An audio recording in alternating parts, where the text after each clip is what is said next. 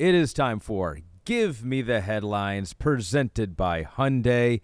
We have two games to talk about here. We'll start with the Colts defeating the Tennessee Titans 23-16, the final score. Your headline for this game is? Well, a running colt gathers no moss. Wow. Do you believe that?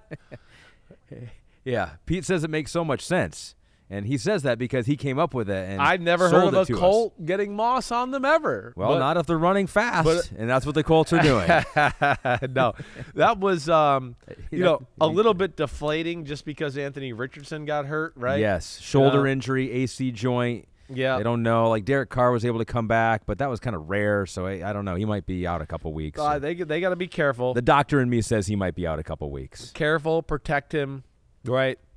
It just shows you what a brutal sport the NFL is. It doesn't matter how big and tough you are. You think you're in college. Yeah. You get in the NFL, it's a different game. Yeah. These guys are just bigger, faster. It's a way more physical style of game. The run the ball like that on the Titans. So 23 carries for Zach Moss, 165. Jonathan Taylor came back, signed a big contract, which, part of me is like scratching my head on why they relented on that.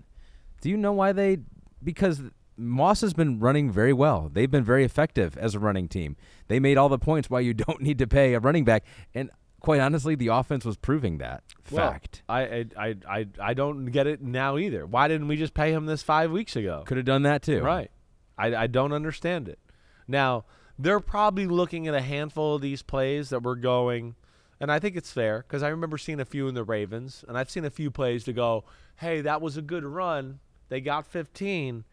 But if that was Jonathan Taylor, so I've said that to myself a few times, and I'm sure they've seen that and gone, damn, that's a touchdown for Jonathan Taylor. Yep. It's a 25-yard gain for Zach Moss. And I don't mean that to be disrespectful. Jonathan Taylor's just a pretty special specimen that way. Well, and how great is it to have both of them now? Exactly right. It is. And in this day and age, to have that, and I think we're starting to see that they're like a legit running team, to your point. This is the Shane Steichen effect. Shane, he's great at not only before the game planning, but then as the game goes along, figuring out, wait, they're playing us like this run will be a pain in the ass for them, let's do all that. So that was the shocking thing.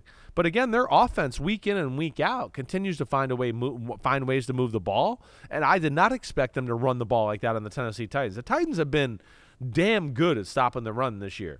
I mean, damn good. And I just did not expect them to break as many big runs as they did and kind of control the line of scrimmage all day. Gardner Minshew comes in there and saves the day. He does this a few times a year now. This is like we're into the Gardner Minshew part of the season now. This is why we always have him in the low 30s, right, in the quarterback rankings and all that. He's definitely one of the best backup quarterbacks in football. Maybe a good starting quarterback. I'm not saying, he's a top 20 guy, but you could see he can run an offense. He does the right thing with the ball. People open downfield. He'll make some big plays there, right? In this game, it wasn't like, I know you look at the numbers in the run game and you go, oh, the Colts must have dominated this. No, the Titans actually showed offensive ability in this football game too. Yeah, Derrick Henry down at the goal line. I mean, what? At the end of the game. Holy crap. I mean, we saw Tannehill in the pass game have some moments. DeAndre Hopkins had his best game as a Titans there, as a Titan football player. But yeah, get stopped on 4th and 2, right? And then shotgun run on 4th and 2. All right, so they get the big pass to Hopkins. It gets them down the field. They're there in the red area to score a touchdown. I hated the 4th down call. It's shotgun Derrick Henry. He's got to run sideways for a few yards before he can get downhill and ever get the momentum that makes him so dangerous. That was one thing that certainly jumped out to me that I didn't love. But then the Colts, I mean, that was the end of the game, right? I mean, that was really what did it because they made the stop there. I think Moss had another big run, and then Moss had a big catch and got them down the field to kick the field goal to go up 23-16, and that was kind of all she wrote. Sammy Lambert also wants to give a damn okay to Zaire Franklin. He says, going to have 100 tackles by Halloween. He's awesome. 12 tackles today, 57 tackles this season. Yeah. Second in the NFL. Yeah. I mean, he and E.J. Speed have kind of been the, damn, I just didn't realize they were that good for that Colts defense. Right? They're the guys every week I go, man, 44 and 45, 44 and 45. Holy shit, right? We knew some of the other guys were good on their team, but yeah, like really impressive Zaire Franklin. He was everywhere today. I mean, made tackle after tackle. Big time win for the Colts. Colts are another team where I keep going, oh, they're young. It's a new head coach. It's going to fall off here a little bit. And it just shows you how good Steichen is. They have a good game plan every week, and that defense is a handful, and here they are sitting 3-2. Yeah, 3-2. The Titans fall to 2-3. One more game to talk about. The Saints smother the Patriots 34-0. Your headline for this game is? Kill Bill Part 2? Kill Bill Part 2. Like, and I'm saying that with exclamations and question marks because I cannot believe what I've seen in the last 2 weeks. Yeah. I just never thought we would see this. It was the same headline we used last week. We just had to throw the Part 2 in there. It's his second worst loss as head coach, Bill Belichick's. His worst was the 35-point loss at Dallas last week. It's just they're doing things on a regular basis that we didn't see the Patriots do for 20 years. Pick 6 to start the game. Pick 6, another offense lets the other team score a touchdown with their defense. I mean, holy crap. Big plays in the pass game, right? I mean, it's a pick 6, and they hit a big pass to Rashid Shaheed, and I look up, and the game's 14-0. And you're going, damn, this is not what the Patriots want to be. I mean, in that position, again, they're slow on offense. They can't run the ball right now. They have to throw the ball more than they would like. Their offense is good, but like it's predicated on them being able to run the ball a little bit. Billy O'Brien's not where he is because it's like, hey, I throw the ball 45 times a game and we just tear you up that way. Mm-hmm. It's not that, creative and eccentric and all of that. So they're being forced to play games that they're not capable of winning. And then you add that with the injuries and some of the things they got going on their roster, like, yeah, I'm concerned. No doubt. Your best defensive player, Judon's out. Your secondary, which is always kind of your – wait, we're really good at coaching and being creative on that side. They're banged up. That's not the same. That's another big advantage taken away from them. They're usually pretty creative and physical in their run game, but they've been beat up on the O-line. They can't do that at all.